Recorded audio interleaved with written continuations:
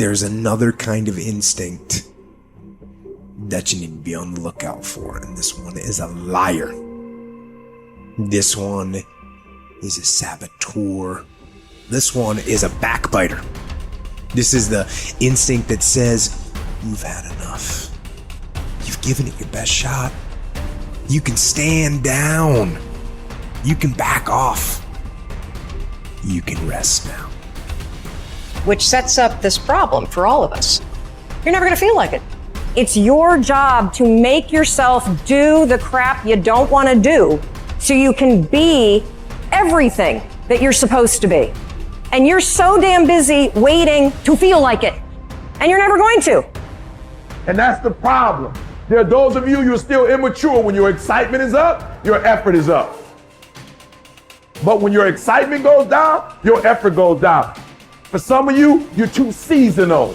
When you're excited, man, you coming to work the first week, the first month, the first 3 months when you got that job, you were excited, and so you was putting forth effort. You on blade. Now you got comfortable, and you're not excited no more. And guess what happened? Your effort has gone down. So do me a favor, get off of that feeling stuff. Get off your excitement. We're not dealing with feelings, because feelings go up and down. You don't have to be excited. You made a commitment to that job. Did nobody force you to take that job? You signed your name on the dotted line. And commitment said, I don't care how I feel. I don't care if I'm excited. I don't care if I'm pumped up. I don't care if I'm fired up. You made a commitment.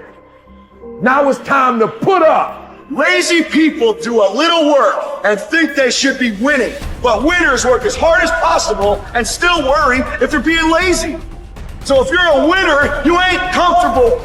Every day I get up and give everything I got to everything I'm a part of simply because this is who I am. Like the only thing I need every day of my life is 86,400 seconds. That's it. Like I don't need some reward. Like the only thing I need is breath in my body, and I'm flat out going get it.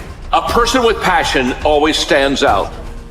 The world is so full of average that once you have passion and a sense of energy in your life, it distinguishes you. When you're passionate about something, it isn't reasonable, but you do it anyway. Passion will take you where nothing else will ever take you. It'll give you that decided edge. It'll help you to stand out. When you want to become a diamond, your whole attitude change, your whole mindset, your thinking, your relationships, the decisions that you make, how you spend your time, your energy, all of it changes. See, this is something that you can't be in this business. This business has to be in you.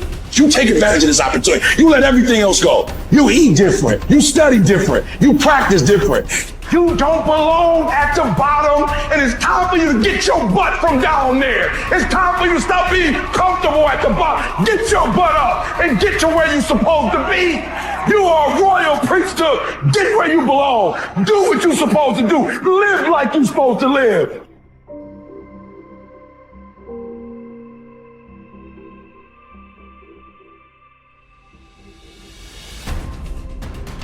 Get better every day. Socrates didn't know much. There wasn't much he held for certain. But he was sure, he said, that we cannot remain as we are. It doesn't matter who you are. It doesn't matter what you've done. Nobody is as good as they could be. Nobody is perfect. Everybody can improve. There are few self-fulfilling prophecies more important or more dangerous than this. If you think you have room to grow, you do, and you will. If you think you're as good as you can be, you're right. You won't get any better. It has been said that Tom Brady, the greatest quarterback in history, the youngest and the oldest to win a Super Bowl, isn't obsessed with winning. That's not what he focuses on. He's obsessed with improving the accuracy of his touchdown passes in the fourth quarter. He's obsessed with getting a little bit faster at releasing the football. He's not willing to stay the same, even though that same is very consistently the best in the league. The process of getting better, that's his drug. That's the dragon he chases. That's how he is able to defy aging and all expectations. The Japanese word for this is kaizen, continual improvement.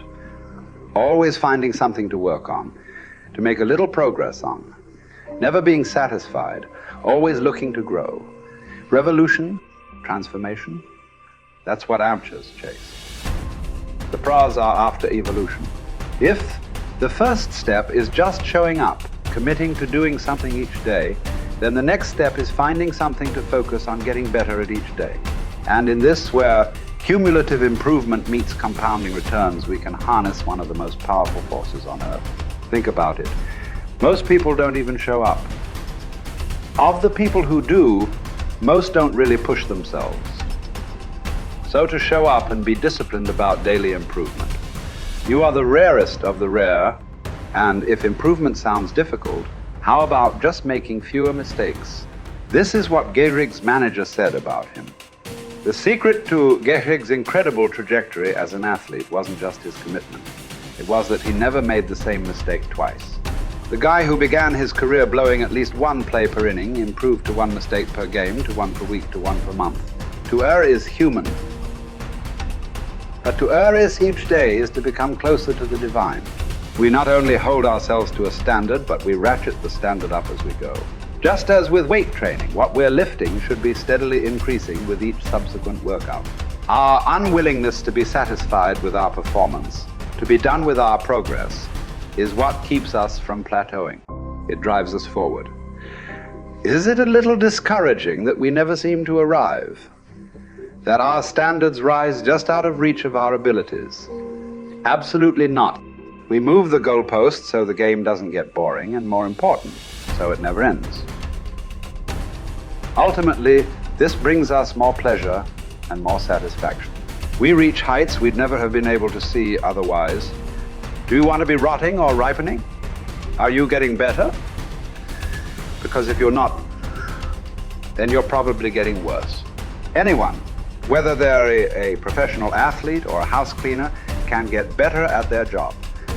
You can get better at being a person, a citizen, a son or a daughter. You can get better at how you think, how you focus, what you think about. Just as one person delights in improving his farm and another his horse, Epictetus would say, riffing as it happens on Socrates, so I delight in attending to my improvement day by day. He said this as a man who clawed his way out of slavery. He said this from exile. He said this as one of the wisest men in the ancient world. And still, he was focused on how he could get better every day, in every way.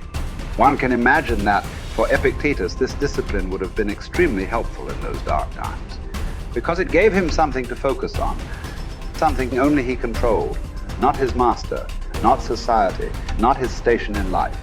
But this discipline is also helpful in the good times too, preventing one from getting too cocky or complacent. It doesn't matter what the scoreboard says, or the bank balance, or the sales figures, or the headlines. You know whether you're getting better or worse, whether you're making progress day to day. And if you are, wonderful. If you know there is room for improvement, also wonderful. Either way, your marching orders are the same. Come what may, success or failure, fame or misfortune. A focus on progress lets us look ourselves in the mirror with pride and ignore all the commotion in the background. It's the journey of a lifetime. In fact, that's the way to think about all of this. How much progress could you make if you made just a little each day over the course of an entire life? What might this journey look like? Where might it lead if each bit of progress you made presented both the opportunity and the obligation to make a little more progress, and you seized those opportunities, you lived up to those obligations each and every time? Will you choose to take this journey? Will you continue on, even when you've reached further than you ever thought you could go? Or will you stop there? Are you going to keep practicing? Or have you decided that this is good enough? That you're good enough? Will you remain as you are? Or become what you're capable of? Because once you stop getting better, there's only one direction to go. Do the best you can. The Emperor says in Marguerite Yourcenar's beautiful novel Memoirs of Hadrian, do it over again. Then still improve, even if ever so slightly, those retouches. It's a beautiful irony. You're never content with your progress, and yet you're always content. Because you're making progress. What does it mean to live an infinite life? Clearly, our lives are finite. We're born, we die, we come, we go. But life is infinite. The game of life will continue with us or without us. Which means every single one of us has a choice. We don't get to choose the nature of the game. Life is infinite. We don't even get to choose if we want to play in the game or not. Once you're born, you're in it. We get one choice. Do you want to play with a finite mindset, or do you want to play with an infinite mindset? To play with a finite mindset means waking up every day and say, I'm going to be the best, I'm going to be better than everybody else, I'm going to accumulate more power, more responsibility, more money, whatever it is, whatever your metric is, I'm going to get more than anybody else. Me. And when you die, you take none of it with you. Or we can choose to live our lives with an infinite mindset, which means I'm going to leave this world, this school, in better shape than I found it. It means I'm going to devote my life to see that those around me rise. And we know that we're living with an infinite mindset because our obsession is seeing that we have an impact on the lives of the people around us.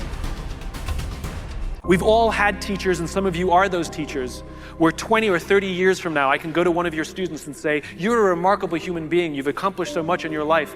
How did you become the person you are today? And they will tell me your name. We all remember the teacher who believed in us. We all remember the teacher who had our backs. We all remember the teacher who saw something in us that nobody else saw. We've forgotten all the others, but we remember those couple. And that's what it means to live with an infinite mindset. It means we divert ourselves to that mindset for everyone in our lives. That other teachers will say that about us. Other principals will say that about us. Other students will say that about us. Our friends will say that about us. I am who I am today because of you, and I will commit to live the same life that you taught me how to live. And you will literally live on beyond your own lifestyle, your own lifetime. That when you're gone, others will carry your work for you. This is what it means to live an infinite life, and it is just a choice.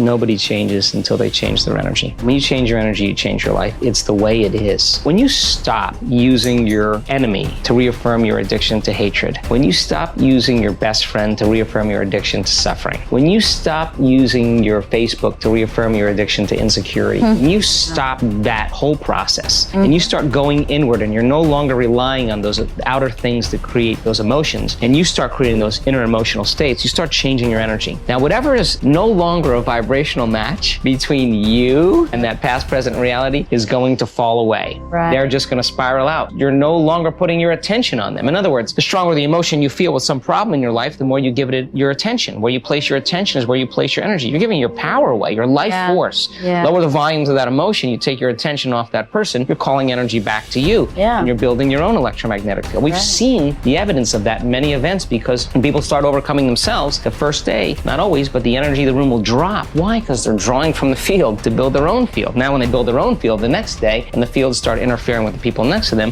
whoop, the energy in the room just keeps going up. So now there's no longer a vibrational match between you and your coworker. Be prepared, because that old known thing is going to fall away because you're no longer emotionally and energetically connected to it. So then when you get in that state, it's not a time to try to put it back together, because at the same time these things are unraveling and they're moving towards chaos, and chaos is just unpredictable order. Right. It's novelty, the newness of an experience that you can't predict is chaos. If you apply the formula, and all potentials in the quantum field exist as electromagnetic potentials. They are possibilities. When they begin to synchronize coherently, your brain and heart, you got a strong Wi-Fi signal, because now you're putting out a very laser coherent signal. Right. When there's a synchronization between your energy and that potential that exists in the future, but it really exists in the present moment, because that's where they exist in the quantum. Now,